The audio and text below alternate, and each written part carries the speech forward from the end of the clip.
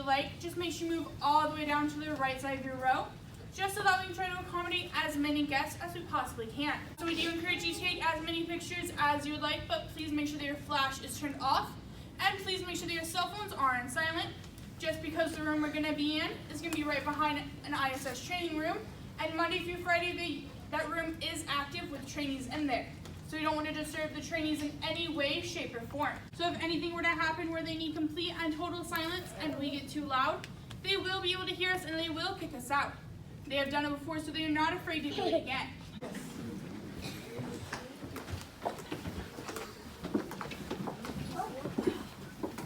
Please, ma'am, please, we need you to go all the way down. So with that, I'm going to go ahead and get started. My name's Tom. I'm your host in here today. I want to welcome you not only to the Johnson Space Center, I certainly want to welcome you to the White Flight Control Room. This room that you see in front of you is one of 5 mission control rooms located in this building, and it first opened in 1995 when they added this wing onto the original structure. Now, the first mission flown from here was a space shuttle mission called STS-70 that flew in 1995, and they went on to fly the latter half of the entire shuttle program from here. So that meant they flew 66 shuttle missions that included the very last one called STS-135 in 2011. Now, after that, they closed the room down, and in 2012, they tore it completely apart and rebuilt it the way you see it now. This is called an MCC-21 configuration, and that stands for Mission Control Center for the 21st Century. This is the gold standard for mission control room. You don't make mistakes in mission control. That space station is worth more than $100 billion, and they have the lives of the astronauts in their hands every minute of the day. So they make their mistakes in here, and they leave their mistakes in here. And then you'll spend the last 6 months to a year flying simulations like this. Now, these simulations are so realistic. All those boards and screens across the front of the room are part of the simulation. Over on our left, we have what we call the 6-pack. That's the 6 different video camera views.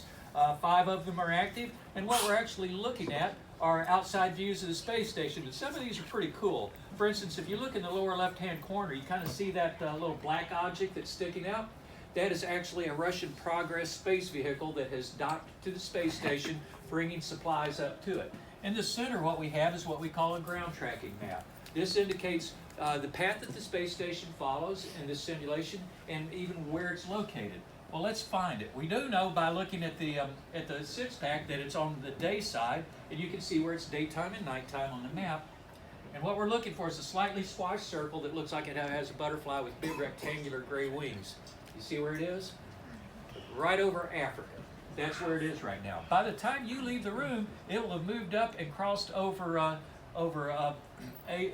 Asia, headed to the east or to the right-hand side of the screen. That's because it's flying 17,500 miles per hour, 5 miles a second. It has to fly that fast. If it flew any slower, its orbit would drop, it would eventually hit the top of the atmosphere, and then it would be destroyed. And NASA has a technical term for that. It's called a bad day in space. Now, the good news is that's almost impossible to happen because the laws of inertia say as long as there's nothing hitting it to slow it down, which there isn't, it's above the atmosphere, it will continue moving at that speed and in the same direction. But there are things that have to be controlled. Because it's moving that fast, it's going to only take 90 minutes for it to make a full orbit of the Earth. It's going to be on the day side for 45 minutes and on the night side for 45 minutes. When it's on the day side, portions of it get as hot as 250 degrees Fahrenheit on the outside. When it's on the night side, those will rapidly cool down 500 degrees to minus 250.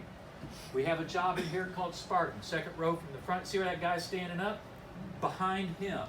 That's where Spartan is. And Spartan controls not only the outside temperatures of the space station, but the huge solar panels that generate the electricity used by everything on board. This gentleman that he's talking to, that's sitting down in the dark blue shirt, 2 rows behind me, is the flight director. Now, in this case, in this simulation, he is actually a real flight director because he's running the simulation. He's kind of like the master instructor.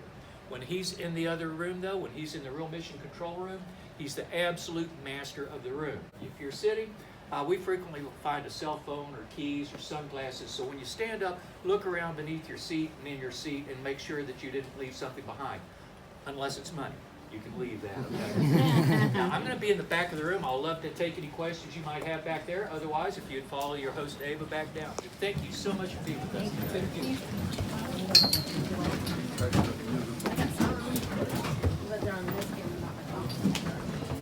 Mister, I have a question. You're welcome. Thanks for coming. What if something would happen to the International Space Station? Well, that's a hard question to answer because it depends. If are you talking about like a disaster, something really horrible? Yeah. Well, if it was to where the lives of the astronauts were in serious danger and there was no way to repair it, for every 3 astronauts, usually they're up there either 3 or 6 of them. For every 3, there's a spacecraft attached to the space station that they could actually use as a lifeboat, so they could quickly get in that and just come home. Yeah.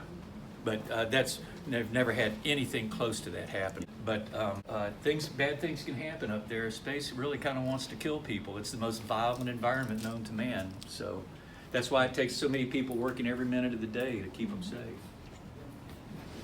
Yeah. Thank you. You're welcome.